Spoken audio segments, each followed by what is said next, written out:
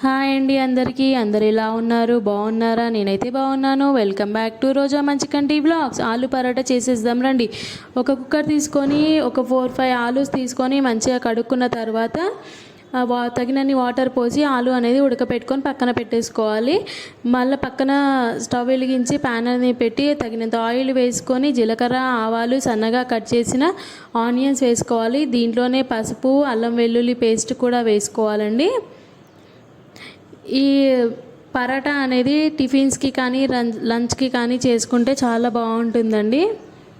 చూసుకోండి, పసుపు వేసాను కదా, ఎంత కలర్ఫుల్గా కనిపిస్తుందో చూసారా. సన్నగా కట్ చేసిన పచ్చిమిర్చి కూడా వేసేసుకోవాలండి. ఇందులో వేసుకున్న తర్వాత మన ఆలూస్ అనేటివి ఉడకపెట్టాం కదా, అవి కూడా పొట్టు తీసేసి మంచిగా స్మాష్ చేసేసుకొని ఉండలు లేకుండా ఇందులో వేసేసేయాలండి. ఆలు అనేది మంచిగా స్మాష్ చేసేయాలి. మంచిగా కలుపుకున్న తర్వాత దీంట్లో కొత్తిమీర, పుదీనా, కరివేపాకు, తగినంత సాల్ట్ కూడా వేసుకోవాలి. చూడండి ఎంత కలర్ఫుల్గా కనిపిస్తుంది కదా, గ్రీన్, ఎల్లో. మన స్టఫింగ్ అనేది ఆలూ కర్రీ రెడీ అయిపోతుందండి తొందరగానే. ఆలూస్ ఏమీ ఉండొద్దండి. ఒకవేళ ఆలు లెక్క కనిపిస్తే స్మాషర్ తోటి మొత్తం స్మాష్ చేసేసుకోవాలన్నమాట. మన స్టఫింగ్ చేసేటప్పుడు ఏది డిస్టర్బెన్స్ అనేది ఉండదు, మనకి మంచిగా వస్తుంది. స్టఫింగ్ కూడా పరోటా అనేది కూడా మంచిగా పొంగుతుంది అనమాట. మొత్తం ఇట్లా స్మాష్ చేసేస్తే చూడండి ఎంత బాగా కనిపిస్తుందో. స్మాష్ కూడా అయిపోయింది. మన స్టఫింగ్ కర్రీ కూడా రెడీ అయిపోతుంది. ఒక బౌల్లోకి తీసుకొని పక్కన పెట్టేసుకోవాలి. చల్లారిన తర్వాత స్టఫింగ్ చేసేసుకొని పరాటా అనేది రెడీ చేసుకుందాం. అంతలోపు చపాతీ పిండి తడిపేసుకుందాం. పూరి పిండి తీసుకున్నానండి నేను. మీకు కావాలంటే చపాతీ పిండి కూడా తీసుకోవచ్చు. తగినంత సాల్ట్, కొద్దిగా ఆయిల్ వేసి కొంచెం గట్టిగా తడుపుకోవాలి పిండి అనేది. స్టఫింగ్ పెడతాం కదా చిన్న చిన్న పూరీస్ చేసి, దానికోసం పూరి పిండి అనేది గట్టిగా తడుపుకోవాలన్నమాట. ఒక 10 minutes ముందు తడిపి పెట్టుకుంటే సరిపోతుందండి.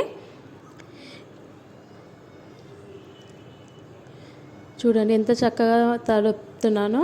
ఒక బౌల్ పెట్టేసి ఒక 10 minutes ముందు పెట్టేసి సరిపోతుంది.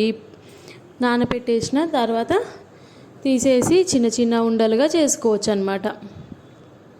చూడండి వచ్చేసిందా. మళ్ళీ పిండి అనేది మంచిగా కలుపుకున్న తర్వాత చిన్న చిన్న పూరీస్ తీసుకోవాలి. ఈ సైజ్ తీసుకుంటే సరిపోతుందండి, ఎందుకంటే పరాటా చేస్తున్నాం కాబట్టి అది తాలుస్తే పెద్దగా అవుతుంది పరాటా. చిన్న చిన్న పూరి తీసుకొని పిండి అద్దుకొని ఇప్పుడు ఇట్లా నేను చూపించే విధంగా చేయాలన్నమాట. చూడండి ఇట్లా చేసిన తర్వాత పిండి మధ్యలో కర్రీ అనేది స్టఫ్ చేయాలి. ఆలు కర్రీ చేసాం కదా, ఆ కర్రీ అనేది ఇట్లా మంచిగా స్టఫ్ చేసి మళ్ళీ పైనుంచి ఒక పూరి పెట్టి సైడ్స్ అనేది అతకబెట్టాలన్నమాట. కింద పిండి వేసి ఆ పూరి పెట్టేసి పరాటా అనేది మంచిగా సన్నగా తాల్చుకోవాలి. చక్కగా వస్తుందండి, ఎక్కడ విరిగిపోదు. మన స్మాషర్ తోటి ఆలుని స్మాష్ చేసాం కదా, అందుకే ఇంత మంచిగా వస్తుందన్నమాట. అంతలోపు పెంక కూడా హీట్ ఎక్కింది. పరాటా కూడా వేసేసాం. చూడండి ఎంత చక్కగా కాలుతుందో పరాటా అనేది. మీకు కావాలంటే గీ తోటి కానీ కాల్చుకోవచ్చండి. నేను ఆయిల్తోనే కాల్చుకున్నాను పరాటా అనేది. ఎంత చక్కగా వస్తుందో చూడండి, చాలా బాగుంటుందండి. ట్రై చేయని వాళ్ళు ట్రై చేయండి, లైక్ చేయండి, షేర్ చేయండి, సబ్స్క్రైబ్ చేయండి. రోజా మంచి కంటి బ్లాగ్స్. Thank you.